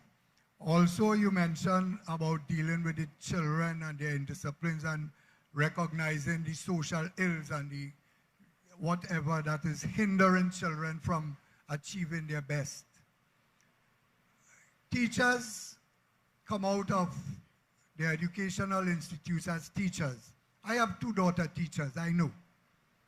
And when those children, those teachers encounter children who are out of the, as we would want to say, the less fortunate homes, those children, some of them lash out violently. Some of them, they do the turtle effect, they crawl into their shells. There are even children who, they just go about their day to day. Mommy sent me to school, so I'm going. And what they come out with is 0. And that is not nice for our future generation. If we as a country has our best interests at heart, we would train some of these teachers, if not a vast number of them, and get parents on board as well who are willing to give of their time, their energies to assist these teachers. In this school, last November, the PTA was duly elected. We formed a parent support committee. That committee was to deal with the indiscipline and violence at this school. We started with it outside the wall. Yeah, I know, really. We were lobbying to get into the school compound to help the teachers police the schools and level the playing field where indiscipline is concerned. We were hindered in doing so, ma'am. I would have the NPTA address that with you, ma'am. I would not voice it at this time. It is not on the policy. Right, so I'm running out of time, and I want to take the other gentleman's question. I'll give the minister. Let me just respond to what you said about the social issues, and you're very correct. What you're presenting, again, is the reality of the situation in some of our schools. And that is why, as a part of the remedial education sub-policy, not only are we looking at the academics, but we understand that there are so many social issues that we have assigned to these schools. They're dedicated school social worker and guidance counselor. Some schools can share, but we recognize that these schools cannot. We've also introduced the learning support assistants. I think this school has about 3, and they are to add additional support to the school in these areas. So we understand, you're quite correct, and we understand that if we did not do something about that, then it would affect the other things that we are trying to get, the other outcomes. So you're very correct in that, and we are moving along that pathway, which is why we have included those aspects in the program. So I understand what you're saying, and we are moving there. What does the ministry have in place relative to the harmonizing of teachers and parents working along with the students to bring out a fully well-developed individual from our school? I think all schools, all principals welcome their PTAs, their alumni associations. These are important networks. And if we look at the most, if you want to put in quote-unquote successful schools that persons look to and say they are successful, we see that network of support. So I don't think it is something that any principal would not want to encourage. And of course, there are dynamics around those relationships and so on. However, it's something that benefits a school when you have that system of support, that network of support in our schools. Thank you so much. I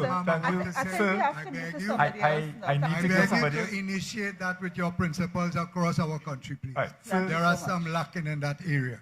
Right. I just have time. I'm getting also signals all over the place to wrap up, but I know you had a question, so I'll take you as the last question. Well, I know you're taking mine as the last question, but I have. So don't be too difficult there, please. Yeah, well, I'm not a difficult guy. First, I want to say good night to the Minister of Education and her panel, the CEO, the Minister in the Ministry of Education, and most importantly, our NPTA President, Mr. Kevin David.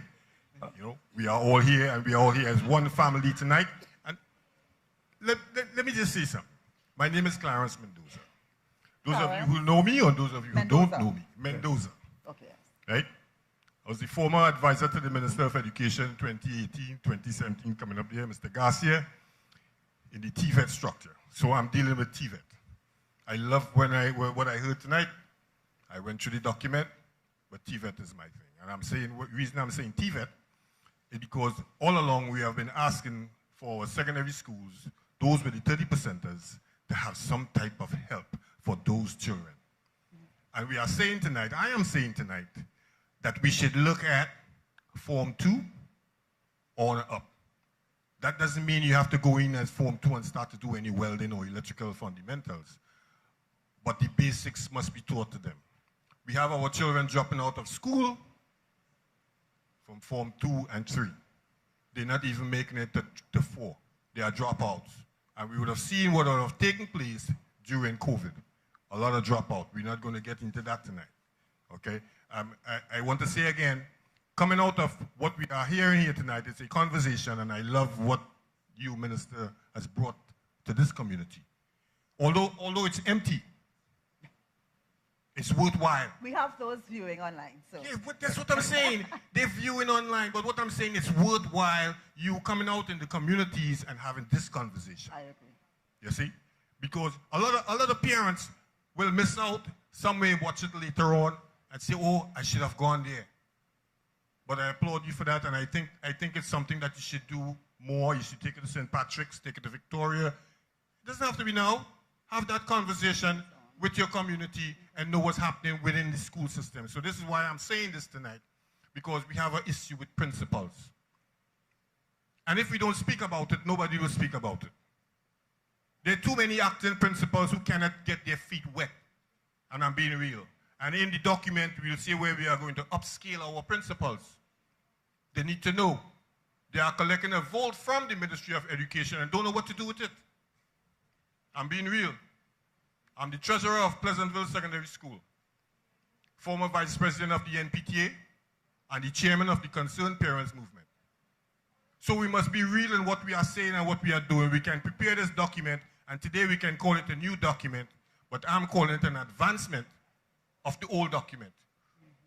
So come 2027, you will continue this journey and add to it and tweak whatever has to be tweaked to make it better.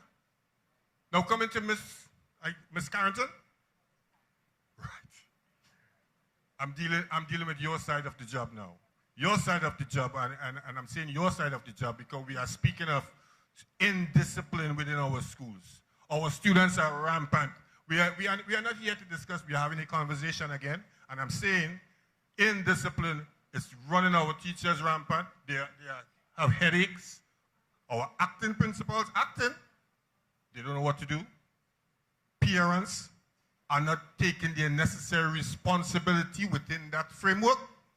And we must be real as parents. We must understand that we have a part to play. I'm a parent. I have a daughter in school also. We must have that part to play. But what I'm saying, coming out of that document, and we are talking policies, where I'm not hearing anything about policy for those children who are being suspended. Now, if you are in the school and if you are speaking with the students and you know how they are living their life, the 6th and 7th and 5 and whatever gangs, they want to be suspended. They are telling you, they are coming to school prepared to be suspended. They are coming to school prepared for you to be suspended who don't want to be suspended. And we have put the necessary documents in place prior to 2020, stating that we need in-house suspension within the school compound. There's no way that you will send a child home for 5 days or the minister for 6 days and the child get anything out of that. What do they get from that? What do they get from that? All right, Mr. Mendoza, I know you probably have a lot to say, but No. I don't have a lot to say. Not tonight. But what I'm saying, what I'm bringing, I want the minister to know that this conversation should go around the country. It should continue. It should continue. It should continue. I will pass the mic. Right. But I appreciate what you are doing. The policy document is fine. But what I'm saying, and sir, I know you're pressed for time, but one policy that's missing there is school feeding, transportation. And you know, I don't want to go on and on because it just have a few of us here. But it's serious, serious, serious when we talk about school feeding and we talk about transportation. And I will talk about transportation and then I'll give up the mic. School opened Monday, last Monday, right? I took my goodly time and I drove down to San Fernando Wharf to see the children and them catch this bus to go home in the afternoon. They walk from Pleasantville Secondary School to San Fernando every day because transportation do not want to come there because of the traffic to come back in. Every day. Pleasantville has 1,800 students. The junior sec, well, what we call the junior sec, and the senior sec where I am. They walk. 412 students walk to San Fernando because they cannot get transport. That's one. When they reach there, we have other students from various schools around that area who goes to San Fernando Wharf to catch the bus to go home. At 4 p.m., PTSC would make an announcement and state clearly that the 4 p.m. bus will not be leaving this afternoon, the 7 p.m. will be leaving. I felt for those children who stand in that line in this hot sun all hour and a half after walking to reach San Fernando Wharf, and PTSC would make that announcement. Whether they are on go slow for 4%, that shouldn't be the burden for those children who is going to Point Forte, Labre, Princestown, Pinal, Siparia. I'm saying that, I have to say that tonight because I watched and it brought tears to my eye to see them walk off with their bag with a little bottle of water and don't know if they'll get a maxi to go home or if they'll reach 8 o'clock, boys and girls. So I'll close at that, Madam Minister, and I think it's something that we need to look at in terms of transportation for our students from various schools, not only San Fernando, but Cedras, the Mayaro area, and the Toko area. They have been calling me. So I said, let me put that in. Thank you, sir. Thank you very much, Mr. Mendoza. Minister, you want to have I just want to say that transportation issue is something, some out of our control in terms of the Ministry of Education itself, but some of the issues we do have, we depend on PTSC to assist us as well with drivers, concessionaires. In some areas, we have difficulty getting concessionaires, difficulty with them wanting to operate in a certain way, as you mentioned, the traffic going in and so on. So we do have challenges that we have to overcome, even in the provision of the transport to our students. The call for the conversation to continue, I think it's one we could listen to and advise it as much as possible because it's an important conversation to have. You know, I think it's important for the public to be able to give us feedback in this way as well. Even though we get a lot on our Facebook page and so on, this is a good way to get some feedback as well. You mentioned an issue about the school social workers and about the students, right, the in-house suspension. So what we have is revised the National School Code of Conduct, and we have said to principals and so on, suspension should be your last option, and there are clear guidelines with respect to what should be done before a suspension is arrived at. So the student convinces within the school, then calling in the parents, that's the next stage. You know, then you might want to, if it's a third offense, there's something else before you reach to suspension, because we understand that, you know, the suspension is not the best thing for the student, but when it becomes or reaches to the point where all of the efforts we are making by the school social worker, the guidance counselor, the parents, sometimes the parents come in and say they throw their hands in the air too.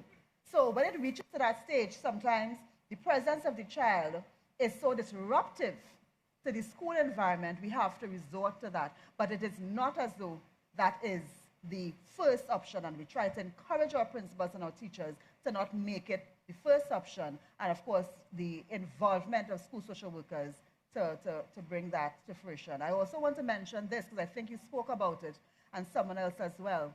In our 26 schools, we have asked for a revised school operation which deals with their literacy and numeracy in forms 1 and 2.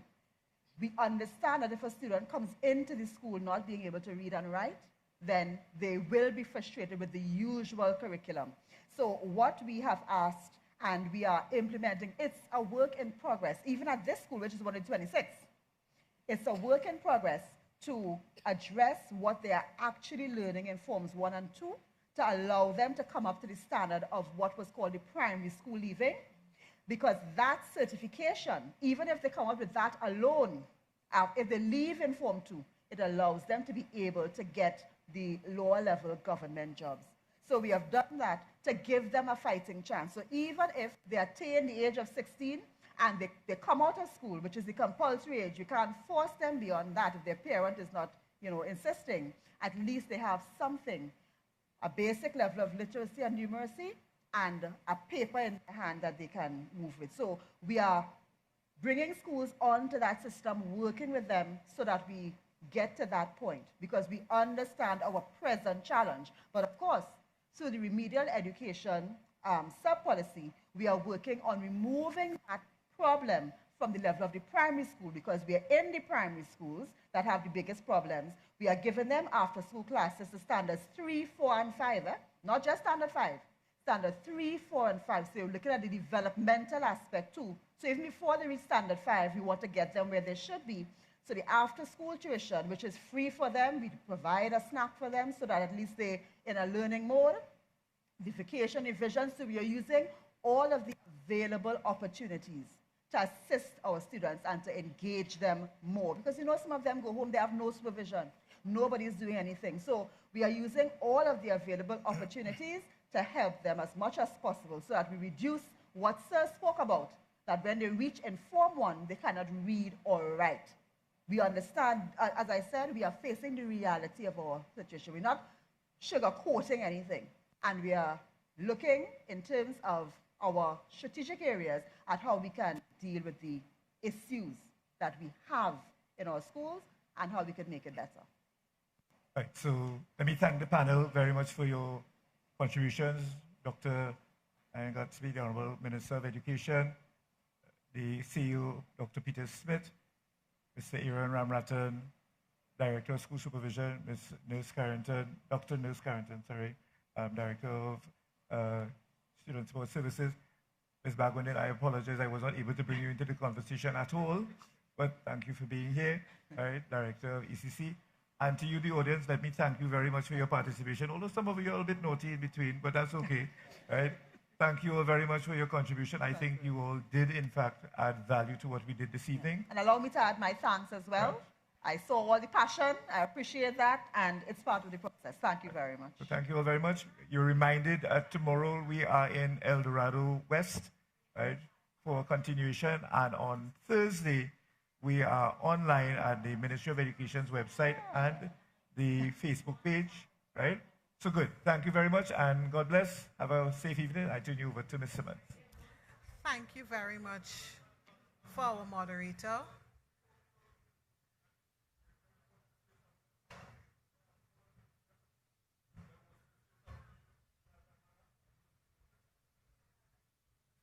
So can we ask her, she can have the conversation with the minister immediately after we close. We do have a live broadcast that we do need to close off.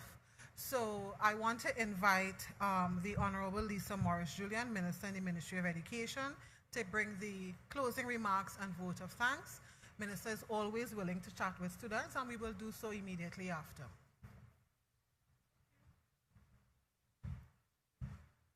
Good evening, everyone. Good evening, Madam Minister. I wish to congratulate every one of you who took the time to come out this evening to this particular edUTalk Community Forum to discuss the Education Policy 2023 to 2027, as well as its sub-policies.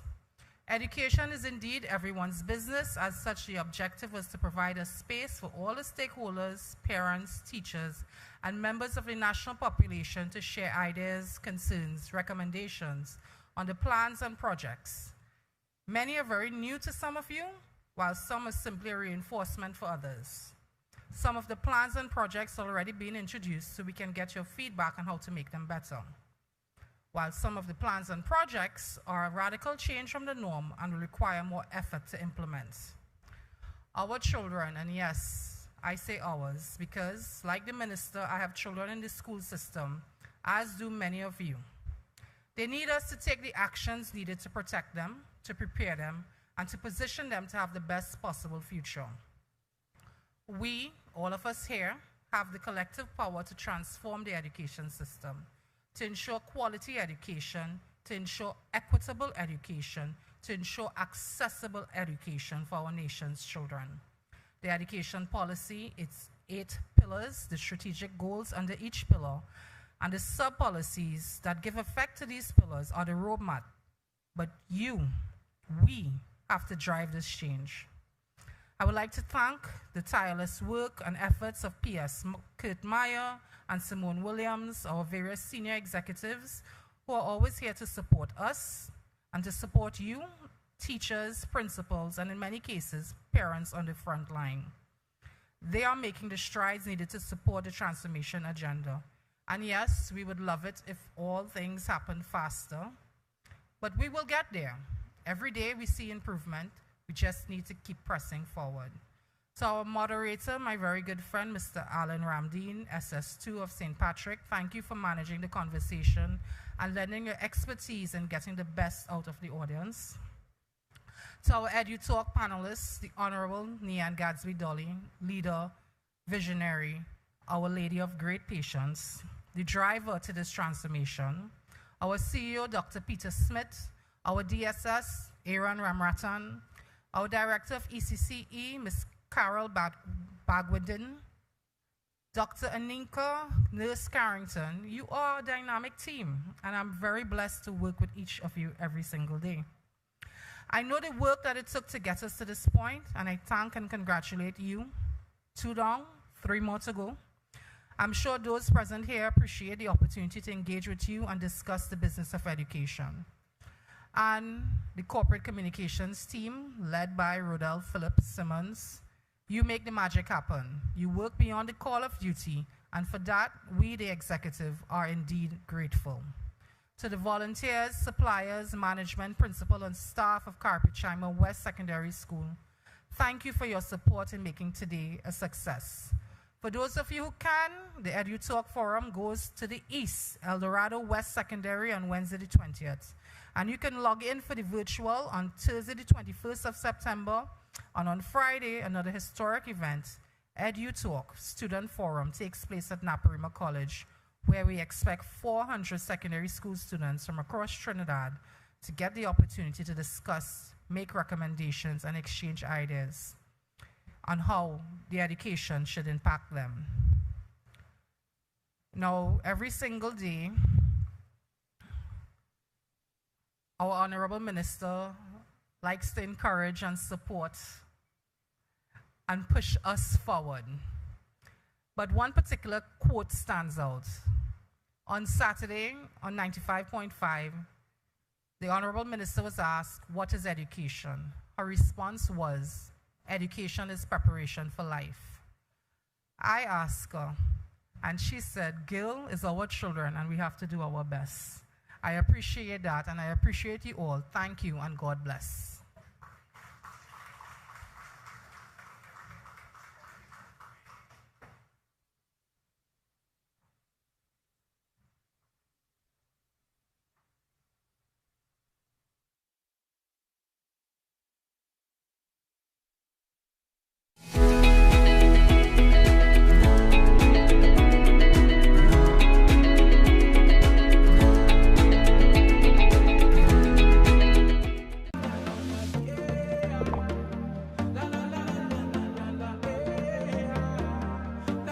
This is TTT, Live for Local.